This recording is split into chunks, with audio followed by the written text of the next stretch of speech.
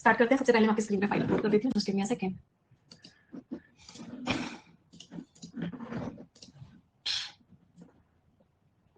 हाँ 30 सेकंड्स वाला कर लेते हैं। प्लीज क्लोज योर आईज और जो आप जिंदगी में चाहते हैं please think about it for 30 seconds.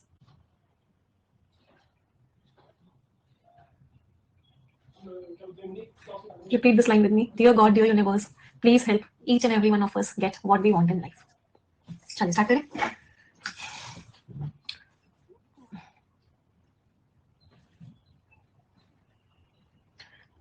Ma'am Ashish sir Ankush sir की क्लास होगी। कुछ बहुत बड़ी प्रॉब्लम्स चल रही है एंड अभी मैं कुछ बोलना नहीं चाहूंगी उन चीजों के ऊपर, क्योंकि लेट्स फोकस ऑन स्टडीज, है ना।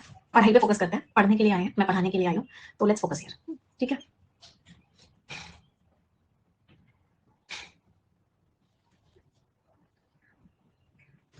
कल हमने ये 3 पैराग्राफ्स किए थे, याद होगा सभी को। Students please don't try to distract me. Already बहुत मतलब कहते हैं ना worst days of the life वो चल रहे हैं तीनों एजुकेटर्स के, और सोचा नहीं था कि कभी कोई मतलब चीजें इस लेवल तक भी गिराई जा सकती है। तो रिक्वेस्ट कर रही हूँ, अगर आप लोग ये सब बोलोगे मैं क्लास नहीं ले पाऊंगी, बहुत स्ट्रेंथ इकट्ठी करके, बहुत सारा मेडिटेशन करके स्ट्रेंथ इकट्ठी करके आप लोगों के लिए क्लास लेने आई हूँ, तो please allow me to take the class और आप लोग भी क्लास लीजिए। ओके, आ जाते हैं। सबसे पहले हम शुरुआत किससे कर रहे हैं? So we are starting with word usage questions.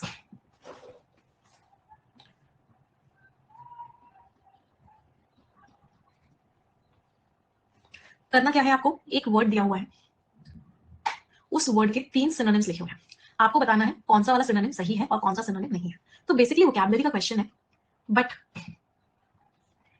आप सेंटेंस को रीड करके भी उस वर्ड का मीनिंग समझ पाओगे। तो जरूरी नहीं है इस तरह के क्वेश्चन को करने के लिए वोकैबुलरी बहुत स्ट्रांग हो। अगर हम सेंटेंस रीड करके भी मीनिंग समझ पा रहे हैं तो हम कर पाएंगे, ठीक है। पैराग्राफ करेंगे, पहले थोड़ा सा मिक्स पैटर्न कर लेते हैं, फिर आगे पैराग्राफ के क्वेश्चंस करके। तो पहला क्वेश्चन साथ में करते हैं। The first word is dissonance. Dissonance से क्या समझ में आ रहा है मुझे? टोन बताओ इस वर्ड की, टोन कैसी लग रही है? डिस लिखा हुआ है, जब भी इन, अन, डिस, एन ये प्रीफिक्सेस होते हैं तो टोन कैसी होती है? तो जो टोन होती है वो हमारी नेगेटिव होती है। तो डिसोनेंस का मीनिंग क्या है? कोई ना कोई लड़ाई चल रही है, मतलब कोई ना कोई चीजें मैच नहीं कर रही, कोई ना कहीं कोई ना कोई कॉन्फ्लिक्ट है, उसको क्या बोलते हैं? डिसोनेंस होना। मींस कहीं ना कहीं कुछ चीजें मैच ना करना, नॉट मैचिंग, चीजें ठीक ना होना। चलो पहला वाला देखते हैं। जो वेल्थ डिस्पैरिटी है, डिस्पैरिटी मींस इनइक्वालिटी है, तो जो वेल्थ की इनइक्वालिटी है अमीर लोगों के बीच में और गरीब लोगों के बीच में, उस स्थिति में वो स्टार्क है। स्टार्क मींस बहुत ज्यादा है, एकदम क्लियर है। विद ओपुलेंट, ओपुलेंट मींस बहुत बड़े बड़े, बहुत वेल्दी। ओपुलेंट का मीनिंग क्या होता है? वेल्दी, बहुत सुंदर सुंदर घर, महलों जैसे घर, मैंशंस। थोड़े से ही ब्लॉक्स दूर है इम्पोवरिश, इम्पोवरिश मींस बहुत गरीबी से। तो इतना डिफरेंस है कि लोगों के इतने बड़े बड़े महल भी हैं और लोगों के बहुत ज्यादा गरीब घर भी हैं, तो इतना ज्यादा डिस्पैरिटी है। तो कहने से मैच कर रहा है, डिसोनेंस डिस्पैरिटी एक जैसा लग रहा है, तो मैंने क्या लगाया? टिक लगाया। अगला देखते हैं। द अकाउंटेंट डिस्कवर्ड, अकाउंटेंट को क्या मिली? डिस्क्रिपेंसी मिली फाइनेंशियल रिकॉर्ड्स में। तो कंपनी के जो फाइनेंशियल रिकॉर्ड्स में डिस्क्रिपेंसी मिली। डिस्क्रिपेंसी मींस चीजें मैच नहीं कर रही थी, तो डिस्क्रिपेंसी मींस चीजें क्या नहीं कर रही थी? चीजें मैच नहीं कर रही थी, जिसकी वजह से चिंताएं बढ़ गई कि किस तरीके से तरह का मिसमैनेजमेंट हुआ है। The confidential information, confidential means secret, जो इन्फॉर्मेशन कॉन्फिडेंशियल की सीक्रेट रखनी चाहिए थी वो लीक हो गई एक कोवर्ट मीटिंग के बाद। दो वर्ड्स होते हैं, एक होता है ओवर्ट और एक होता है कोवर्ट। ओवर्ट का मीनिंग क्या होता है? ओपन, ओ से याद कर सकते हो, ओवर्ट मींस ओपन, कोवर्ट को से याद कर सकते हो, कोवर्ट मींस कवर्ड, मींस इन सीक्रेट। तो एक सीक्रेट मीटिंग हुई, उसके बाद उस मीटिंग में जो कॉन्फिडेंशियल इन्फॉर्मेशन थी वो क्या हो गई? लीक हो गई। इसकी वजह से क्या हो गया? जो डिटेल्स थी उनका क्या हो गया? डाइवर्जेंस हो गया। डाइवर्जेंस का मीनिंग क्या होता है? रिवील, सबके सामने आ गई। क्या हो गया? अनवीलिंग हो गया। अनवीलिंग का मतलब क्या होता है? डिस्क्लोजिंग, लोगों की चीजें सामने आ गई। तो यहाँ पे तो कोई मिसमैनेजमेंट, मिसमैच करने की अलग सी बात ही नहीं हो रही, तो लोगों के सामने आने की बात हो रही है, तो ये तो आंसर नहीं हो सकता। तो answer is what? Option number A, both A and B. कोई परेशानी किसी को भी? Anyone, any doubts? समझ आया कैसे करना है क्वेश्चन? चलो अगले क्वेश्चन के लिए मैं आपको 45 सेकंड्स का टाइम दे रही हूँ, प्लीज ट्राई इट, सभी लोग ट्राई करेंगे। और एक मिनट दीजिए, हमको सबका फोन आ रहा है।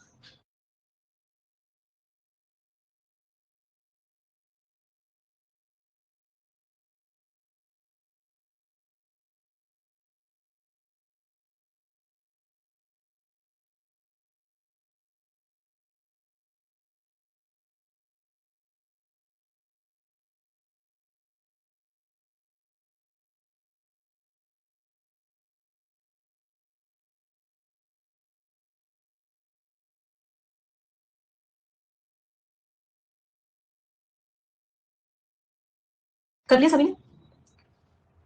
चलो 30 सेकंड्स मोर।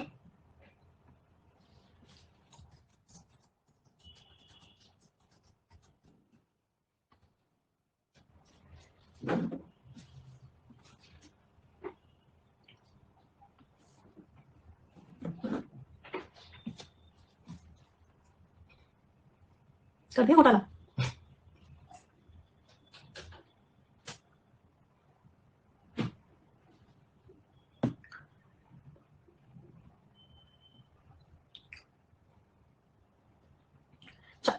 पार्टिसन ये जो शब्द होता है ना, ये दो तरीके से यूज होता है।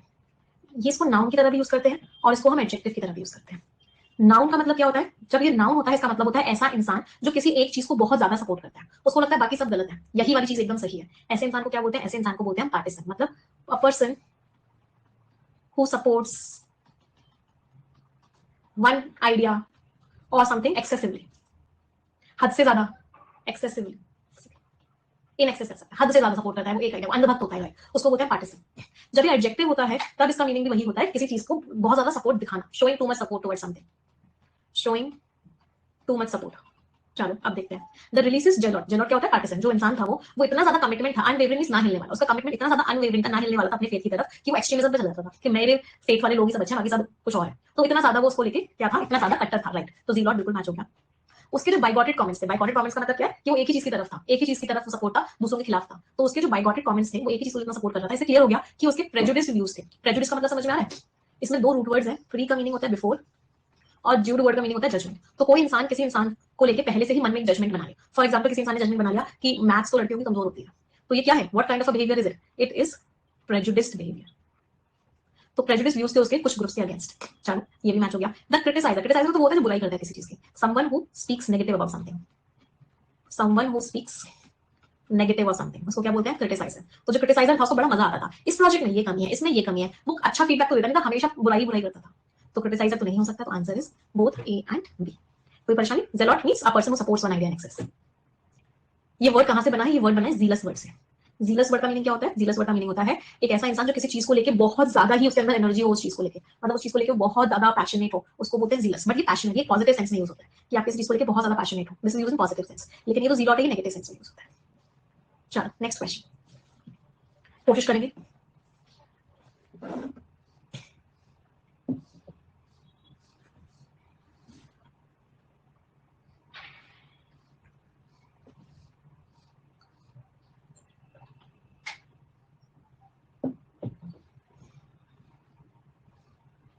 वोकैबुलरी में आप लोग बहुत वीक हो, है ना? मैं देख रहा हूं आप लोग रीडिंग कॉम्प्रिहेंशन क्वेश्चन ज्यादा सही दे देते हो, पैराजंबल भी ठीक ठाक बच्चे सही दे देते हैं। जहां ये वर्ड यूसेज आता है, ये वोकैब वाले क्वेश्चन डायरेक्ट आते हैं, वहां आप लोग गलत हो जाते हो ज्यादातर। काम करना पड़ेगा, इसके लिए बहुत काम करना पड़ेगा।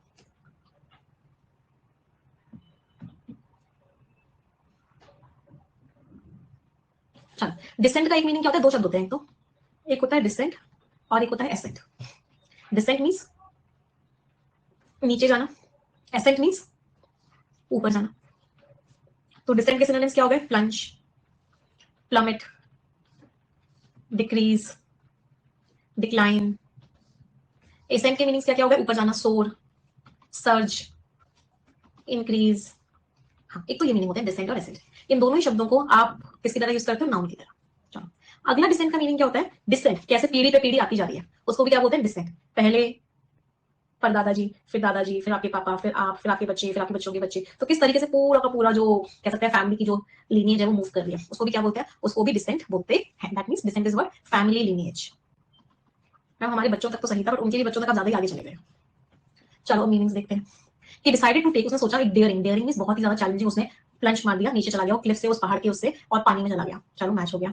रॉयल फैमिलीज लीनियज, जो रॉयल फैमिलीज जो पूरी पूरी जो फैमिली लीनियज है, पूरी पूरी जो विरासत है, वो सेंचुरीज की है। हर जनरेशन अपनी ट्रेडिशनल रिस्पांसिबिलिटीज आगे वाली जनरेशन को पास करती आ रही थी। चलो मैच हो गया। डिस्पाइट देयर स्ट्रॉन्ग फ्रेंडशिप, होती उनकी इतनी अच्छी फ्रेंडशिप थी, उसके बावजूद भी वो एक पैशनेट डिसएग्रीमेंट, मतलब वो बहुत ज्यादा डिसएग्री कर रहे थे, लड़ाई कर रहे थे कि क्या बेस्ट तरीका है इस प्रॉब्लम को सॉल्व करने का। तो ये तो नहीं हो सकता। तो answer is A and B. Cliff होती है, ऐसे देखिए ऋषिकेश में किसी ने रिवर राफ्टिंग की है, तो वहां पे क्लिफ आती है, यहाँ पे रिवर होती है, लोग क्या करते हैं? यहाँ से जंप मारते हैं। तो ये क्लिफ होती है, ये क्रिस्टल क्लियर वाटर है, और उसके अंदर उसने डिसाइड किया कि मैं इसमें छलांग मारूंगा। आगे बढ़े। अगला क्वेश्चन, ऑब्ट्यूज। पहले मुझे बताओ ऑब्ट्यूज पॉजिटिव वर्ड है नेगेटिव वर्ड है? क्या लग रहा है? एक ऑब्ट्यूज एंगल पड़ा है ज्योमेट्री में, ये एक्यूट एंगल होता है, ये परपेंडिकुलर होता है, और ये ऑब्ट्यूज होता है। सही बना रही हूँ मैं? तो ऑब्ट्यूज का मतलब क्या है? क्या समझ में आ रहा है? हाँ, इट्स अ नेगेटिव वर्ड। इसका मतलब क्या होता है? इसका मतलब होता है ऐसा इंसान या ऐसी चीज जिसके अंदर अकल ही नहीं है। ऑब्ट्यूज है, मोटी बुद्धि है, इस तरीके से समझ सकते हो। एंगल बहुत ज्यादा है मतलब मोटा है, मोटी बुद्धि है, मतलब लैकिंग इंटेलिजेंस। चलो आंसर बताओ, सबका सही निकलना चाहिए।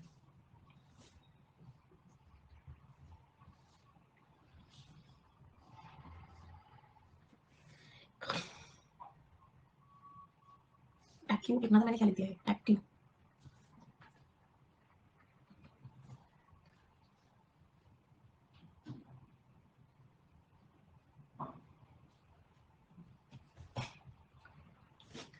उसकी एस्ट्यू, एस्ट्यू का मीनिंग तो शार्प होता है। इतनी अच्छी ऑब्जर्वेशंस हैं उसकी, इतनी जल्दी वो सोच लेती है, जिसकी वजह से बहुत ही बढ़िया एसेट है, बहुत ही बढ़िया मतलब एक वैल्यूएबल इंसान है वो बिजनेस के नेगोशिएशंस में। तो पॉजिटिव टोन है, नहीं हो सकता। वो जो लेक्चर था ना वो इतना डल था कि ज्यादातर ऑडियंस क्या कोशिश कर रही थी कि वो बस जानने की कोशिश कर रही थी। लेक्चर में बिल्कुल भी कुछ ऐसा इंटेलिजेंट वाला या कुछ भी दिमाग लगाने वाला कुछ था ही नहीं। नेगेटिव टोन है, मैच कर गया। ऑटोमेटेड सिस्टम आ गए हैं, ऑटोमेशन हो गया है, तो बहुत सारे जो मैनुअल टास्क है फैक्ट्री में वो रिडंडेंट हो गए हैं। रिडंडेंट का मीनिंग क्या होता है कि मतलब वो जितना जरूरी है उससे ज्यादा है, मतलब रिक्वायर्ड ही नहीं है, नॉट रिक्वायर्ड, यूजलेस हो गए, राइट। तो मैनुअल टास्क नॉट रिक्वायर्ड है, जबकि ऑब्वियस का तो मतलब होता है खराब होना, तो जिसकी वजह से लोगों को निकाला जा रहा है, तो ये भी नहीं हो सकता। तो आंसर वाज ओनली बी। कोई परेशानी मैम? इनवैल्यूएबल फर्स्ट में इन, हाँ अच्छा अच्छा, इनवैल्यूएबल एसेट था। इनवैल्यूएबल से नेगेटिव है। अच्छा मुझे एक बात बताओ, वैसे एक चीज पूछती हूँ, इनक्रेडिबल पॉजिटिव वर्ड है नेगेटिव वर्ड है? हाँ, एक सवाल पूछती हूँ, इन क्या क्या बोला मैंने अभी? इनक्रेडिबल पॉजिटिव वर्ड है नेगेटिव वर्ड है? वैसे तो क्रेडिबल का मतलब होता है विश्वास, इनक्रेडिबल जिसपे विश्वास नहीं कर सकते तो नेगेटिव होना चाहिए था ना, ये पॉजिटिव क्यों है? इनवैल्यूएबल मैम, वैल्यूएबल का मतलब है काम की चीज, इन लगा हुआ है तो काम की चीज नहीं होनी चाहिए थी, तो ये भी नेगेटिव होना चाहिए था। इंडिस्पेंसिबल, ये सारे पॉजिटिव वर्ड्स हैं, all three of them are positive words. किसी की जब तारीफ करनी होती है तो हम क्या बोलते हैं? इनक्रेडिबल मींस बहुत ही बढ़िया, इनवैल्यूएबल मींस बहुत ही इंपॉर्टेंट, इंडिस्पेंसिबल मींस बहुत ही इंपॉर्टेंट। इन सबका मीनिंग क्या होता है? इन दोनों का मीनिंग क्या होता है? Very very very important. Incredible is also wonderful, बहुत ही बढ़िया। तो इनवैल्यूएबल कोई नेगेटिव वर्ड नहीं होता है। आप यहाँ से भी समझ सकते थे, क्विक थिंकिंग है, एस्ट्यूट ऑब्जर्वेशंस है, शार्प ऑब्जर्वेशंस है, तो एक बहुत अच्छी एसेट है, बहुत इंपॉर्टेंट एसेट है। कोई परेशानी? हाँ, यहाँ पे छोटी सी ट्रिक थी, इसको नोट डाउन भी कर लेना। इनवैल्यूएबल, इनक्रेडिबल, इंडिस्पेंसिबल सारे पॉजिटिव वर्ड्स हैं। चलो अगला, एब्डिकेट मैंने आपको क्या में समझाया था, वर्ड याद हुआ? एब्डिकेट का मीनिंग क्या है? अब दे दी कैट, अब दे दी कैट का मतलब क्या है? त्याग दिया आपने कैट को। क्या कर दिया? गिव अप कर दिया। क्या कर दिया? रेलिंक्विश कर दिया। क्या कर दिया? एब्जॉर कर दिया। चलो आंसर बताओ।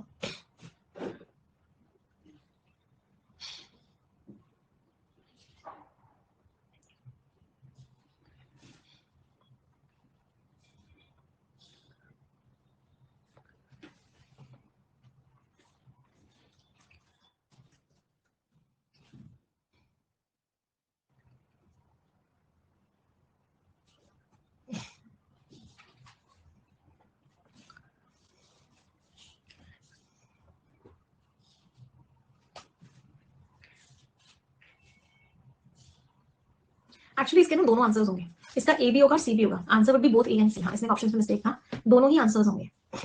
After a long and successful career, इतने अच्छे करियर के बाद उसने क्या सोचा? रिटायर करने का। रिटायर करना मतलब उसने छोड़ दिया अपनी पोजीशन और अपना रेस्ट एंजॉय करे, तो रिटायर कर दिया मतलब उसने त्याग दिया अपनी पोजीशन को। फोटोग्राफर ने कैप्चर किया, ये तो एंटोनिम हो गया, बहुत ही सुंदर ब्यूटी को कैप्चर किया एक सिंगल ब्रेथ टेकिंग शॉट में। जो शिप डायरेक्ट सेलर्स थे, मतलब जो शिप में फंसे हुए सेलर्स थे, उनके पास कोई चॉइस नहीं थी, उनको अपना डैमेज वेसल क्या करना पड़ा? अबैंडन करना पड़ा। अबैंडन का मीनिंग क्या है? छोड़ देना पड़ा। And swim to the nearby island, और नियर बाय आइलैंड जाना पड़ा सेफ्टी के लिए। तो अबैंडन का मीनिंग क्या हो गया? किसी चीज को छोड़ देना, टू लीव समथिंग। अच्छा वैसे ना अगर बहुत ध्यान से देखें ना, अगर हम बहुत ध्यान से देखें, मतलब बहुत गहराइयों में जाए, तो अबैंडन ना बहुत एग्जैक्ट सिनोनिम नहीं है एब्डिकेट का। Abandon is not a very exact, मतलब बहुत एक्यूरेट सिनोनिम नहीं, मैच कर रहा है बट उतना एक्यूरेटली मैच नहीं कर रहा। बट हमें तो बेसिकली मैच करने वाले बताने थे, डायरेक्शंस में क्या लिखा हुआ था? Related words have been used, तो उस केस में हम बोल सकते हैं सिनोनिम है, बट बहुत एग्जैक्ट सिनोनिम नहीं है फिर भी। आंसर इज बोथ ए, जैसे इस वाले क्वेश्चन में था। इसमें जो डल था वो ऑब्ट्यूज का बहुत एग्जैक्ट सिनोनिम नहीं था, बट हमने उसे आंसर मार्क किया था क्योंकि टोन वाइज मैच कर रहा था, यूसेज वाइज मैच कर रहा था। तो सिमिलरली यहाँ पे भी अबैंडन क्या कर रहा है? टोन वाइज भी मैच कर रहा है और यूसेज वाइज भी मैच कर रहा है, तो इसलिए आंसर क्या है? Both A and C. कोई परेशानी किसी को? आगे बढ़े, अगले पैटर्न पर आए। चलो अगले पैटर्न पे आते हैं। Next pattern is phrase fillers. दिख रहा है सभी को? फ्रेज फिलर में क्या तीन चीजें चेक करते हैं कि जो हम फ्रेज वहां पे फिल करेंगे उसकी ग्रामर सही होनी चाहिए, वो कॉन्टेक्स्ट से मैच करना चाहिए, और तीसरी चीज टोन मैच करनी चाहिए। तो ये तीन चीजें हैं जो हम मैच करते हैं। चलो ट्राई करें। An air bag inflator that fails by rupture. एक इन्फ्लेटर क्या होता है? जो हवा भरता है, जो फेल हो गया, मतलब वो हवा ही नहीं भर पा रहा, रप्चर, रप्चर का मीनिंग उसके अंदर कोई छेद हो गया, वो फट गया। Not only does not perform its job as a safety device, मतलब उसने सेफ्टी डिवाइस की तरह काम नहीं किया, बल्कि उसने खतरे में भी डाल दी, इंजरी भी हो सकती है, डेथ भी हो सकती है एक क्रैश में, where the vehicle occupants. Otherwise क्या होता है? व्हीकल के ऑक्यूपेंट्स क्या होते? अब हुआ क्या? एयर बैग था, वो काम ही नहीं किया, मतलब वो जो पूरा पूरा वो जो बैग था फूला ही नहीं, तो उससे क्या हुआ? लोगों को खतरा हो गया जो उसके अंदर थे, वो रप्चर कर गया, फट गया, तो लोगों की जान चली गई, जान जा सकती है, लोगों को इंजरी हो सकती है। तो इवन इन द क्रैश में भी जहां पे व्हीकल के ऑक्यूपेंट्स क्या, चलो कोशिश करो एक बार, इसको टोन से कर सकते हो बहुत आसानी से। You can do this question with the help of tone. 30 seconds का टाइम है सभी के पास।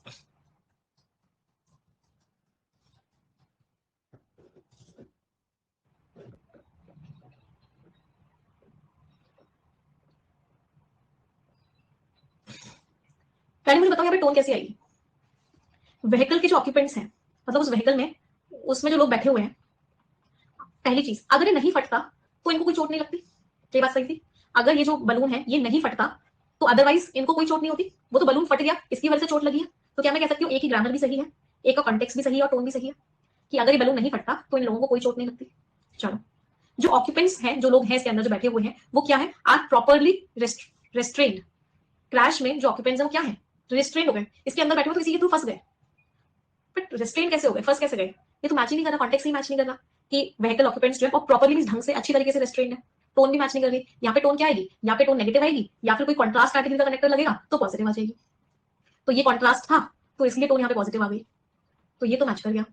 Could break down over time from exposure to humidity, occupants break down कर जाएंगे। ब्रेक डाउन जब इंसानों के लिए होता है इसका मतलब होता है फूट फूट के रोना। तो ऑक्यूपेंट जो है, जो उस व्हीकल के अंदर बैठे हुए हैं, वो फूट फूट के रोने लगेंगे क्योंकि वो ह्यूमिडिटी से एक्सपोज हो रहे हैं, क्योंकि उनको ह्यूमिडिटी भी उमस लग रही है। ये भी मैच नहीं हुआ भाई, ये तो दूर तक मैच नहीं हुआ। तो answer is what, answer is only A. जिन लोगों को ए समझ में नहीं आया मैं समझा देती हूँ।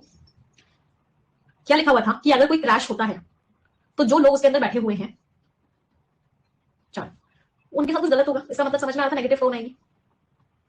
पॉजिटिव टोन कब आ सकती है, जब हम कोई कॉन्ट्रास्ट का वर्ड यूज कर लें, तब क्या आ सकती है, पॉजिटिव टोन आ सकती है। क्या बात सबको समझ में आ रही थी। चलो, अब अगर ये समझ में आ रहा था तो समझ में आ रहा था would otherwise, otherwise means contrast. अगर ऐसा नहीं हुआ होता तो जो लोग अंदर बैठे हुए थे वो बिल्कुल अनहार्म्ड होते, उनको कोई चोट नहीं पहुंचती, वो लोग बच जाते। तो कॉन्ट्रास्ट लगा के पॉजिटिव टोन लगा दी, मैच कर गया। ये कोई नेगेटिव टोन तो थी नहीं, और ये तो कॉन्टेक्स्ट ही मैच नहीं कर रहा था, और इसका भी कॉन्टेक्स्ट नहीं मैच कर रहा था। तो आंसर वाज ओनली ए। क्या आप समझ आए सभी को।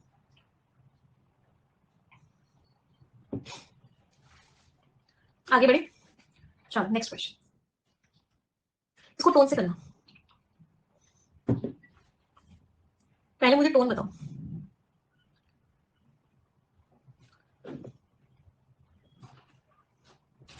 टोन कैसे आएगी, तीनों चीजों के अगेंस्ट जो स्ट्राइक है, एक ऐसा कदम जो यूनियन ने आज तक नहीं लिया, लेकिन एक ऐसा कदम मिस्टर फेन ने बोला है कि वो इस साल लेने वाले हैं, मतलब आज तक नहीं लिया, इस बार लेने वाले हैं, तो मतलब कुछ बहुत ही खराब होने वाला है। आज तक नहीं हुआ लेकिन इस बार होने वाला है, मतलब इसका इंपैक्ट कुछ ज्यादा ही पड़ने वाला है। तो टोन कैसी लग रही है, टोन ऐसा लग रहा है कि कुछ ज्यादा ही इंपैक्ट पड़ेगा, ह्यूज इंपैक्ट पड़ने वाला है। क्यों, क्योंकि आज तक नहीं लिया लेकिन इस बार तो ले लेंगे। अच्छा भी हो सकता है, नेगेटिव भी हो सकता है, हमें नहीं पता, बट बहुत ह्यूज इंपैक्ट पड़ने वाला है। तो मैं ये तो नहीं कह सकती कि पॉजिटिव टोन है नेगेटिव टोन है, पर ये समझ में आ रहा है कि कुछ होगा तो हद से ज्यादा लेवल पर होगा। चलो अब आंसर बताओ, क्या लग रहा है आंसर, खुद से ट्राई करो।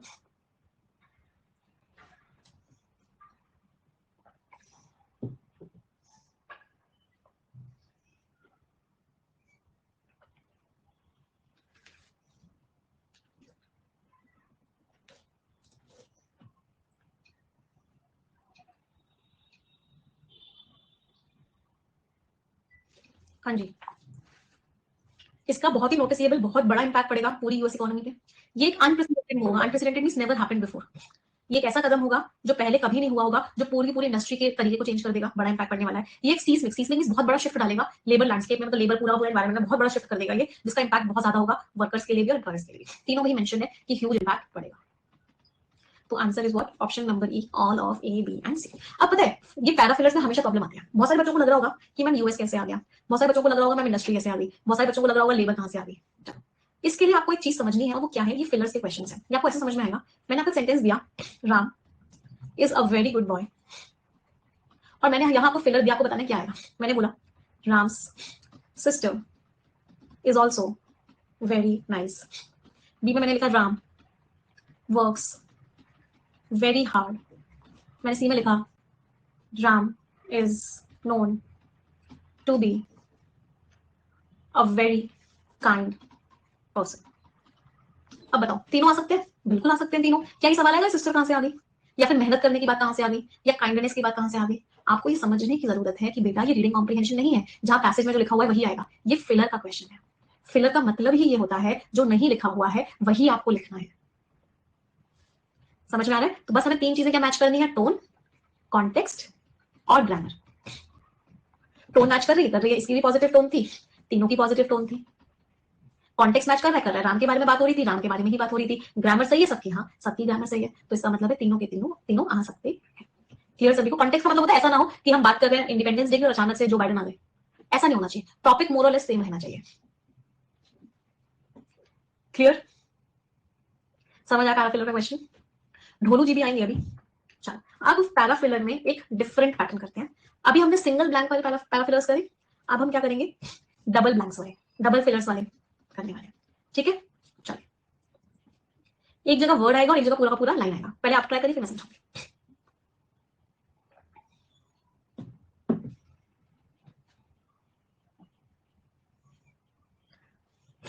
पहले मुझे यहाँ पे टोन बताओ। लड़ाई चल रही है तो फीचर कैसा होगा, पॉजिटिव होगा या नेगेटिव होगा? स्ट्राइफ का मीनिंग होता है संघर्ष, स्ट्रगल, मैम नेगेटिव होगा। चलो यहाँ पे भी टोन कैसी होगी, कोशिश करो आंसर देने की।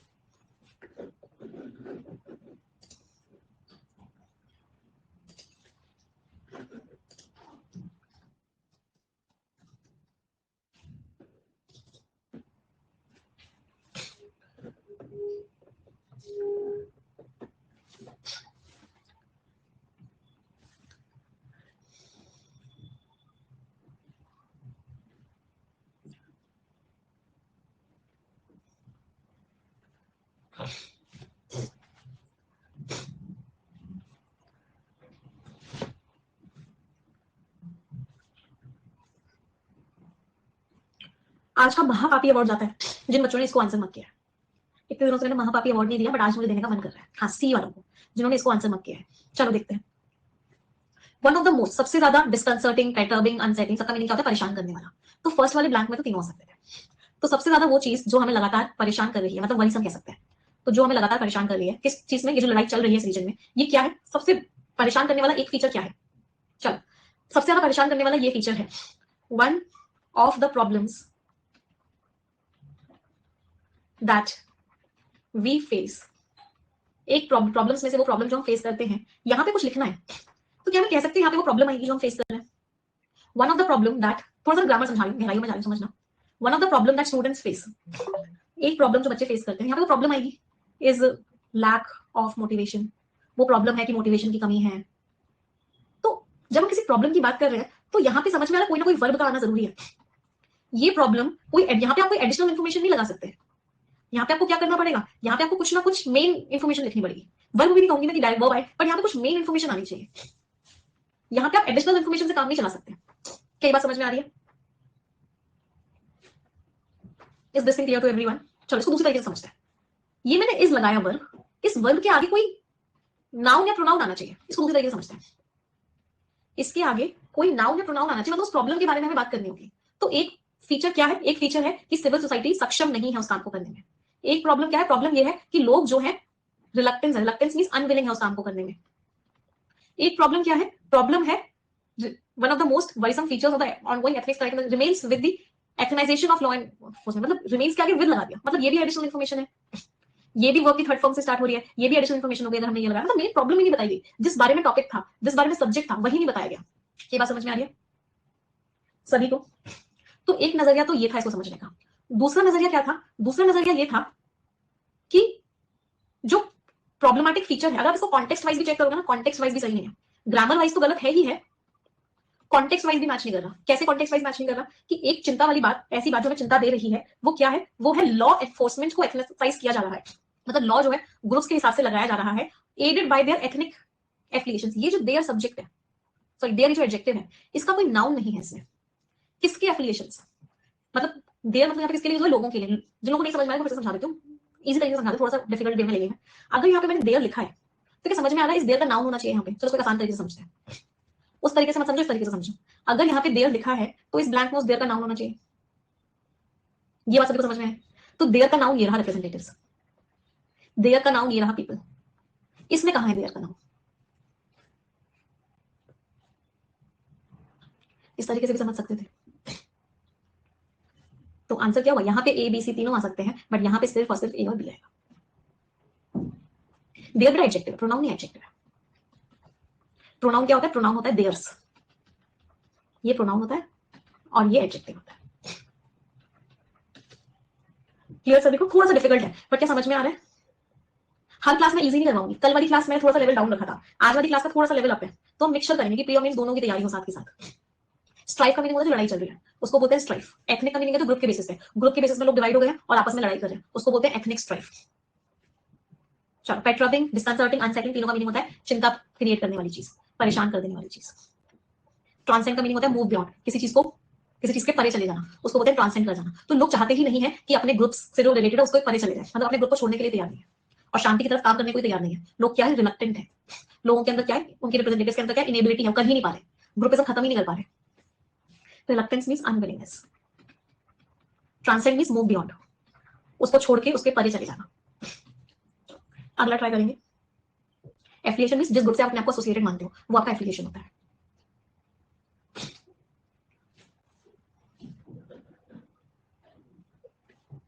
चलो पहले मैं आपको इन फ्रेजल वर्ब्स का मीनिंग बताती हूँ, तब आप मुझे आंसर बताना। ब्रश ऑफ, ये कोई ब्रश है, कोई टॉपिक डिस्कस हो रहा था, आपने ब्रश उठाया और उस टॉपिक को ब्रश ऑफ हटा दिया, मतलब क्या किया आपने, बताओ।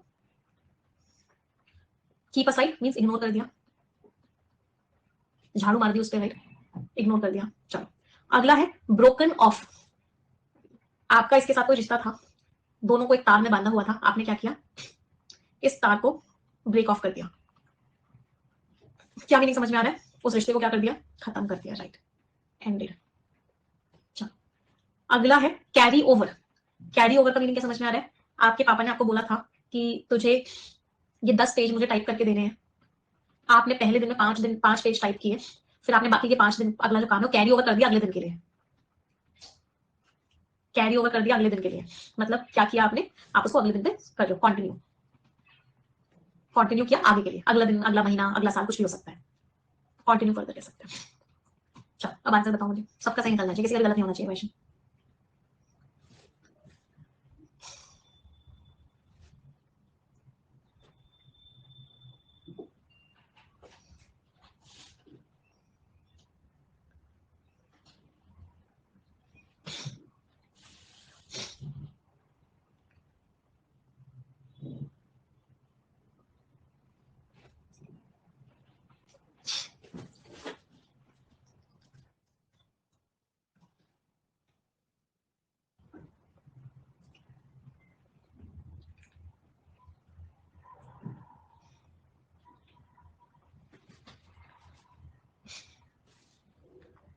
क्या घोटाला किया भाई, कुछ भी मैच कर रहा था?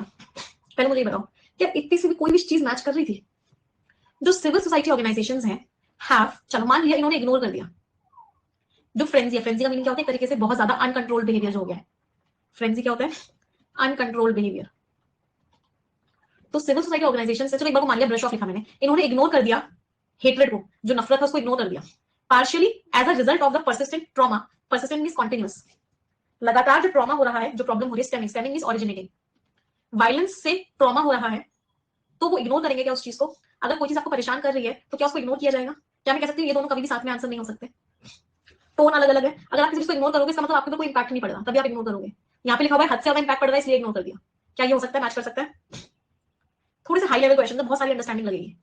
हद से ज्यादा परेशान हो रहे इसलिए इग्नोर कर दिया, नहीं हो सकता। चलो उन्होंने उस हेटरेड एथनिक ग्रुप्स के बीच में जो हेटरेड है उसका जो अनकंट्रोल्ड बिहेवियर है उसको खत्म कर दिया। क्या सिविल सोसाइटी ऑर्गेनाइजेशंस लोगों के ग्रुप के बिहेवियर को एंड कर सकती है? और वो भी क्यों? क्योंकि लगातार वो ट्रॉमा में है, वायलेंस से। कॉन्टेक्स्ट ही मैच नहीं करा, ब्रोकन ऑफ, फ्रेजल वर्ब भी यहाँ पे नहीं आ सकती। ब्रोकन ऑफ का तो मतलब होता है पूरी तरीके से खत्म कर दिया किसी चीज को। ब्रेक ऑफ का मतलब क्या होता है, एंड कर देना। हैव कैरीड ओवर, इन्होंने कंटिन्यू किया है इकोनॉमिक हेट्रेड को। कैरीड ओवर का मीनिंग होता है किसी चीज को कंटिन्यू करना, आगे बढ़ाना, आगे बढ़ाया है सिविल सोसाइटी ऑर्गेनाइजेशन से हेट्रेड हो। ये तो सिविल सोसाइटी ऑर्गेनाइजेशन चीजों को ठीक करने के लिए है। और दूसरा वाला ब्लैंक तो बिल्कुल ही गलत था, पार्शियली टू बी, पार्शियली इस वजह से, बिकॉज ऑफ आएगा, तो as a result of, due to तो सही था, लेकिन टू बी यानी इसकी ब्लैंक गलत थी। तो इनमें से कोई भी आंसर नहीं हो सकता था, तो answer was option number A, none of A, B and C. अच्छा, जिन लोगों को नहीं समझ में, उन लोगों को ऐसे समझ में आएगा, इसको फिल करने की कोशिश करते हैं कि यहाँ पे क्या आया, तब जाके समझ में आएगा ये गलत क्यों हुए। Civil society organisations have dash the frenzy of ethnic hatred, have tried to control. Civil society organisations ने क्या कोशिश की है, उन्होंने कोशिश की है कि जो नफरत का जो एटमॉस्फेयर बना हुआ है उसको वो कंट्रोल करें। तो इन्होंने कोशिश की है क्या करने की, कि वो इसको कंट्रोल करें। तो यहाँ पे ट्राइड टू कंट्रोल आएगा या फिर ट्राइड टू मैनेज आएगा, जबकि तीनों में से कोई भी फ्रेजल वर्ब ऐसी नहीं थी। इसका मीनिंग था इग्नोर करना, इसका मीनिंग था एंड करना, और इसका मीनिंग था कंटिन्यू करना। तो आगे पढ़ने की जरूरत ही नहीं थी, इन तीनों में से कोई भी नहीं आ सकता था। तो डायरेक्टली आंसर क्या हो गया था? डायरेक्टली आंसर था option number E, none of A, B and C. कोई परेशानी किसी को भी? Anyone, any problem? समझ आया क्वेश्चन? थोड़ा सा ट्रिकी था। आगे बढ़े, चलो आगे बढ़ते हैं। नेक्स्ट क्वेश्चन,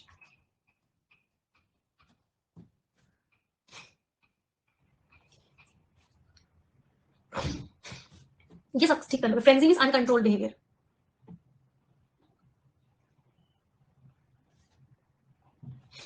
ये सबका सही निकलना चाहिए, इजी है, ये डिफिकल्ट नहीं है उतना।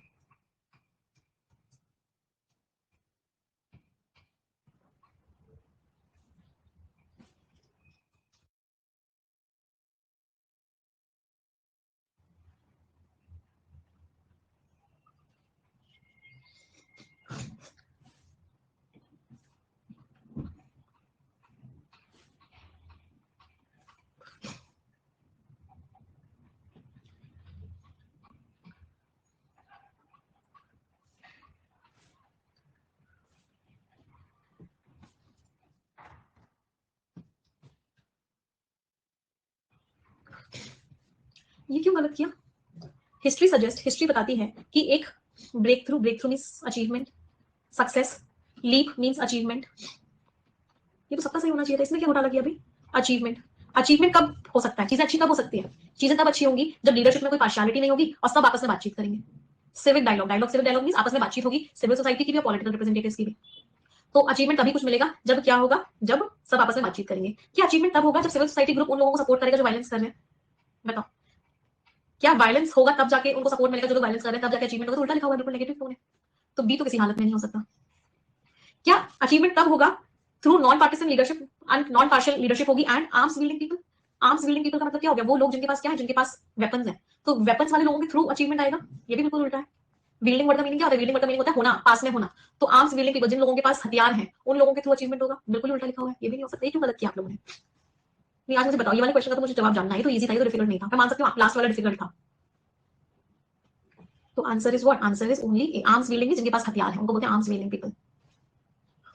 मैम आर्म्स विल्डिंग का मीनिंग नहीं पता था। चलो अब आ जाते हैं आज के पैटर्न पे, breakthrough mean success and this is what? Para jumble. तैयार सभी लोग? हाँ, आज जो हम कर रहे हैं मेंस लेवल कर रहे हैं। आज डिफिकल्ट क्वेश्चंस, आज बहुत अंडरस्टैंडिंग वाले क्वेश्चंस हैं। मैंने बिल्डिंग को बिल्डिंग समझ लिया। जब भी ऐसा मिक्स्ड पैरा जंबल होता है, सबसे पहला स्टेप क्या होता है? सबसे पहला स्टेप होता है जो अलग अलग क्वेश्चंस हैं उनका आंसर देना। ठीक है, तो पहला क्वेश्चन, इसको अरेंज करेंगे सभी लोग। Arrange everyone and just give me a minute.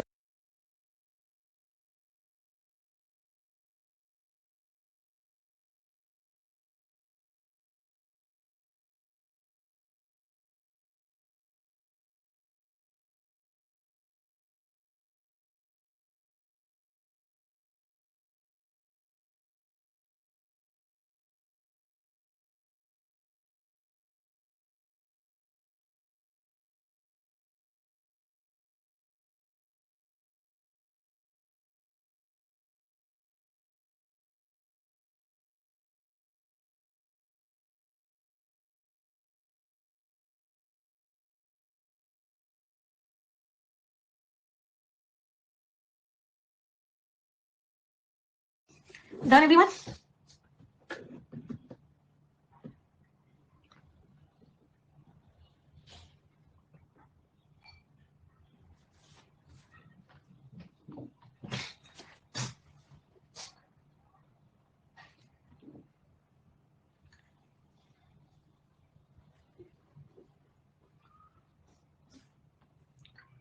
has put the Environmental Protection Agency effects on imperil means जो खतरे में है species when a sweeping means बहुत बड़े लेवल पे चीजों को कवर करे।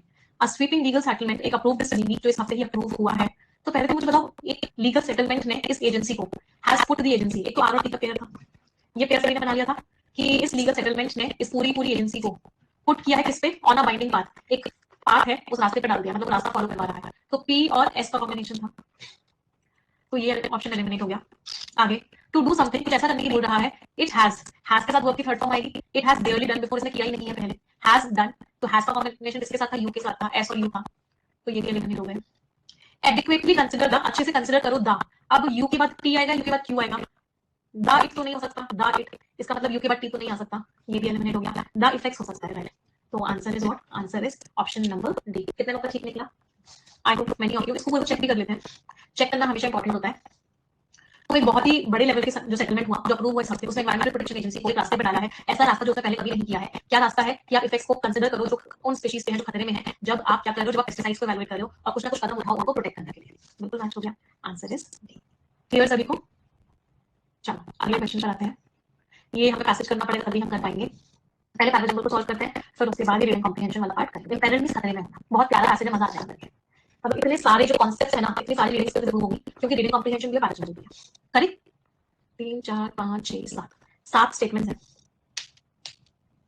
चल नहीं, होमवर्क क्यों देना है, खुद से करेंगे ना। आपको पता है, आप लोग तो कहते रहते हो छुट्टी दे दो, बट पता है I was so tensed before this session से पहले ना बहुत ज्यादा परेशान थी। आई वाज लाइक मुझे समझ नहीं आता करना क्या क्या क्या चीजें करनी, बट इस क्लास लेना भी मेरे लिए एक मेडिटेशन जैसा है, क्योंकि आप बाकी सारी चीजों को भूल के जो चल रही हैं, पूरा का पूरा फोकस करते हो क्लास पे। तो वही रिक्वेस्ट मैं आपसे भी करूंगी कि आप भी ना हर चीज जो आसपास चल रही है सबको भूल के ना पूरा फोकस करो उस पे। इससे क्या होगा, लर्निंग भी बहुत अच्छी होगी। चलिए पढ़ते हैं।